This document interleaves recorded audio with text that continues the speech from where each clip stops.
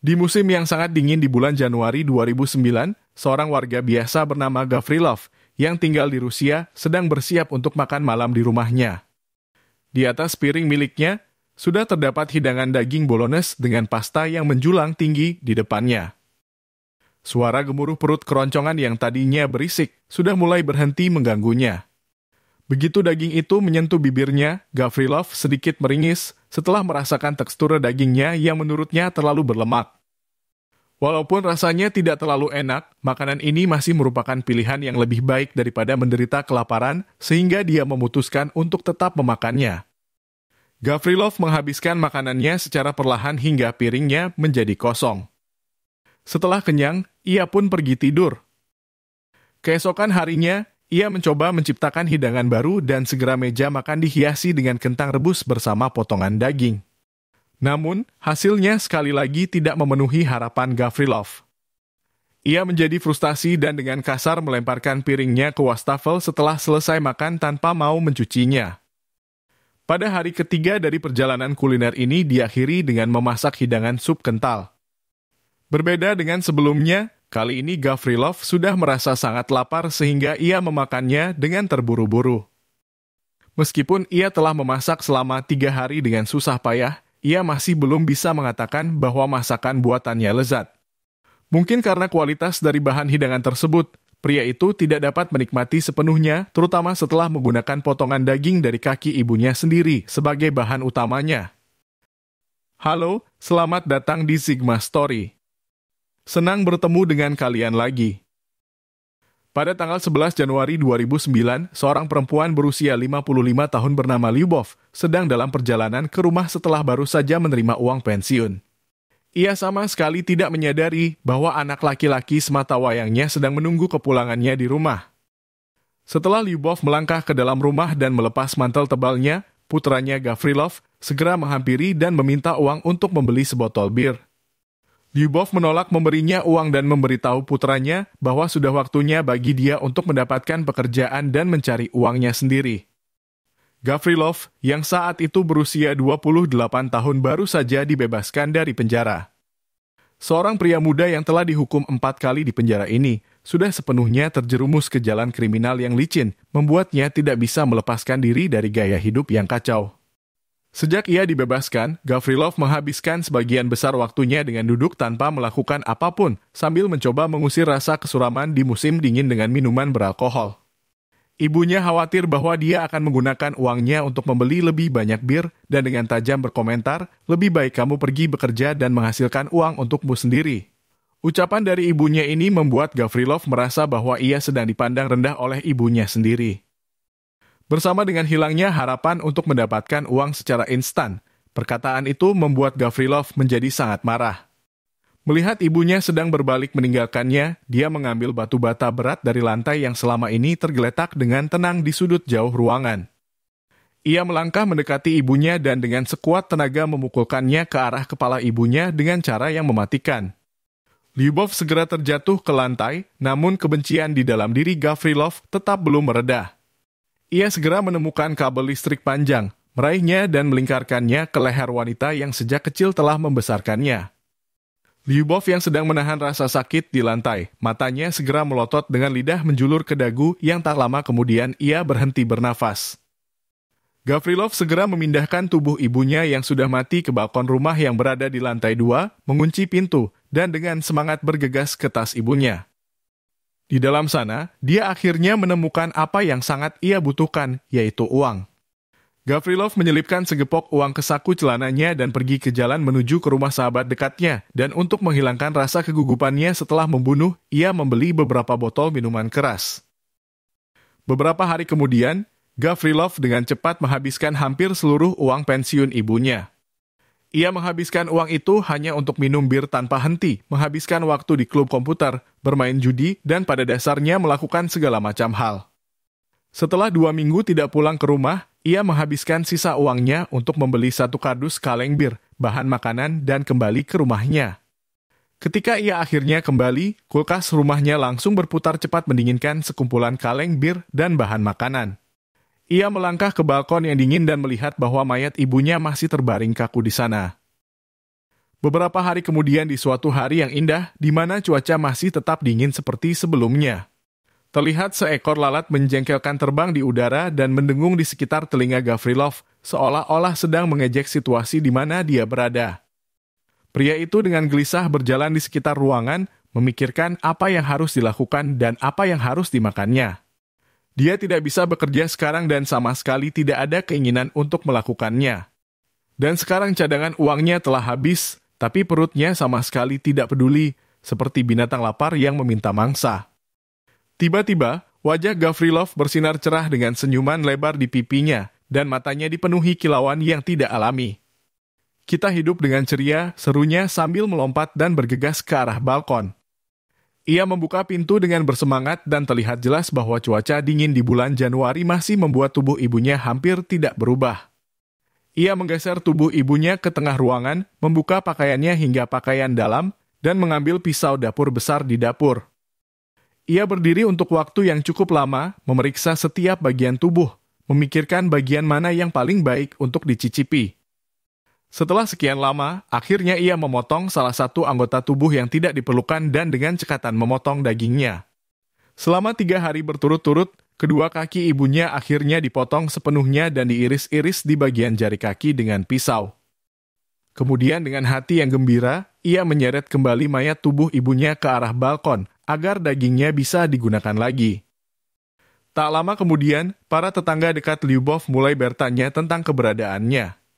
Tanpa rasa bersalah, Gavrilov mengatakan bahwa ibunya sedang sakit parah, bahkan membuatnya tidak bisa meninggalkan rumah. Namun setelah beberapa hari berlalu, Lyubov juga tidak kunjung muncul di depan para tetangganya. Mereka mulai merasa khawatir dan mencurigai ada sesuatu yang tidak beres. Seluruh penduduk rumah di Jalan Suvorova mulai menjadi gelisah. Bahkan keluarga besar Lyubov mulai menelepon menanyakan keberadaan ibunya, tetapi Gavrilov menjawab bahwa ibunya sedang dirawat di rumah sakit tanpa memberikan detail secara lengkap. Seorang kerabat bernama Meryl tidak percaya padanya dan memutuskan untuk mencari tahu detail tentang keberadaan Lyubov. Kemudian pada tanggal 18 Februari, ketika Meryl secara pribadi mengunjungi rumah tempat Gavrilov tinggal, dia merasakan sesuatu yang aneh dan segera memanggil polisi. Petugas polisi tiba di lokasi kejadian dan langsung memeriksa ruang kamar dan dapur, namun tidak ada yang menarik perhatiannya. Tetapi entah bagaimana, sesuatu membuatnya pergi ke arah balkon, dan di sana di antara tumpukan barang-barang yang kumuh, ia menemukan mayat perempuan tergeletak tanpa adanya kaki. Meskipun sebagai seorang petugas polisi, dia biasanya tidak terlalu terkejut, tapi kali ini pemandangan itu sungguh bukan untuk orang yang berhati lemah. Di bawah penyelidikan polisi, Gavrilov berbagi rincian kejahatan yang dia lakukan dan polisi segera mengetahui bahwa korban yang telah menjadi sasaran kejahatan yang kejam dan mengerikan adalah ibu pelaku sendiri. Dan setelah mendengar rincian santai dari Gavrilov, masih membuat bulu di kepala petugas polisi profesional berdiri tegak. Gavrilov dengan menyesal mengakui bahwa daging itu tidak enak, terlalu berlemak, dan ia sangat tidak menyukainya. Setiap hari dia memotong sedikit demi sedikit daging dari kaki ibunya, dan dengan cara ini, dia membebaskan diri dari kemungkinan menyedihkan untuk mati karena kelaparan. Keputusasaan dan kekurangan uang mendorongnya secara paksa untuk mencabut nyawa ibunya. Ibunya telah menerima uang pensiun, tetapi dia pelit, tidak memberi uang sedikit pun padanya untuk membeli sebotol bir. Putra kesayangan Lyubov, Gavrilov, diakui waras oleh psikiater. Dia sepenuhnya menyadari tindakannya ketika pengadilan pertama menjatuhkan hukuman penjara selama 15 tahun. Namun, hukuman tersebut kemudian dikurangi menjadi 14 tahun dan 3 bulan. Sebagai akibat dari pengakuan bahwa terdakwa melakukan kanibalisme karena kelaparan parah dan tidak memiliki cara lain untuk meredakan rasa laparnya. Gavrilov kemudian ditahan di koloni pemasyarakatan nomor 13 di desa Spiridonovka di dekat Samara, yang juga dikenal sebagai koloni merah bebek. Di balik jeruji besi yang suram, dia mendapat pendidikan menengah yang sebelumnya tidak pernah bisa ia capai secara bebas, menunjukkan bahwa kinerja akademis miliknya cukup baik. Hanya saja perilaku Gavrilov di koloni penjara dipandang kurang baik oleh staf penjaga. Gavrilov sering melanggar disiplin, berselisih dengan tahanan lain, dan tidak mematuhi peraturan tahanan. Setelah belajar di dalam penjara, ia bahkan memperoleh spesialisasi sebagai tukang batu. Ironisnya, Ia sekarang harus mengubah segala batu yang ada di tangannya bukan menjadi senjata, melainkan menjadi alat untuk menciptakan sesuatu yang baru. Setelah menyadari hal ini, Gavrilov memutuskan untuk mengubah nasibnya dengan mengajukan permohonan bebas bersyarat ke pengadilan. Namun permohonannya langsung ditolak, karena perilaku buruknya selama di koloni penjara tidak memungkinkannya untuk mendapatkan kesempatan bebas lebih awal sebelum masa hukumannya berakhir. Dinding pembatas pagar penjara yang ditandai dengan kawat berduri tidak menghalangi para pelaku kejahatan untuk memperbaiki diri. Ini adalah argumen yang disampaikan oleh petugas di pengadilan distrik Volsky yang mengawasi Gavrilov. Mereka menggambarkannya sebagai warga biasa yang tak berbeda dari jutaan orang lain, baik dalam percakapan maupun penampilan. Satu-satunya hal yang membuatnya berkesan adalah ketika dia selalu memesan kopi dengan krim dan croissant untuk sarapan, menu itu tidak pernah berubah. Tentu saja, walau aneka makanan di sini jarang memuaskan para tahanan, tetapi semua makanan yang disediakan selalu seimbang dengan bubur, daging, dan biji-bijian yang semuanya organik. Tidak menutup kemungkinan bahwa Gavrilov akan tetap menyantap menu sarapan yang sama setelah bebas. Sedangkan bagi para penduduk desa Sukhodol, tempat di mana Gavrilov tinggal bersama ibunya merasa khawatir jika penjahat itu akan dibebaskan dari penjara lebih awal. Pikiran ini sudah membuat warga desa Sukhodol merasa takut dan bukan hanya mereka. Seorang wanita muda dengan nama Elena mengakui bahwa sampai sekarang ia masih terkesan dengan kejadian ini dan setiap kali seseorang mengingatnya, dia merasa gemetar. Pada saat kejadian itu terjadi, ia masih duduk di bangku sekolah dan lokasi tempat ia belajar berada tepat di dekat rumah Gavrilov. Setiap kali ia berangkat dan pulang sekolah, ia bersama temannya selalu menghindari rumah itu dan selalu merasa ngeri saat melihat balkon mengerikan yang berada di lantai 2. Ia juga menambahkan bahwa di sebelah rumah Gavrilov ada taman bermain anak-anak yang tentu saja kami tidak ingin orang yang seperti itu berada di antara anak-anak. Elena sulit untuk membayangkan hal mengerikan apa yang akan terjadi jika orang tak berperi kemanusiaan itu dibebaskan dan kembali ke sini. Siapa tahu apa yang ada di pikirannya. Kemudian menurut seorang bernama Tatiana, pada awalnya ia mengira bahwa berita tentang Gavrilov, seorang kanibal yang menyebar pada tahun itu, hanyalah cerita menakutkan lain yang dikarang oleh orang tua yang lelah akan ketidakpatuhan anak-anak mereka. Dalam wawancara dengan wartawan, wanita itu berbagi rasa kekhawatirannya. Ini terjadi ketika ia masih sekolah. Pada awalnya, dia tidak percaya dan tidak menyangka bahwa sesuatu yang begitu mengerikan terjadi di daerahnya. Kemudian hingga seorang teman menunjukkan kepadanya video yang diambil oleh polisi langsung dari tempat kejadian. Kepala wanita yang meninggal itu terlihat seluruhnya memar, seperti telah mendapat pemukulan yang keras dari batu bata. Rekaman video itu juga menunjukkan bahwa tubuh bagian kaki hampir tidak ada yang tersisa, dan sebagaimana yang saya ingat tubuhnya bahkan tanpa pakaian dalam.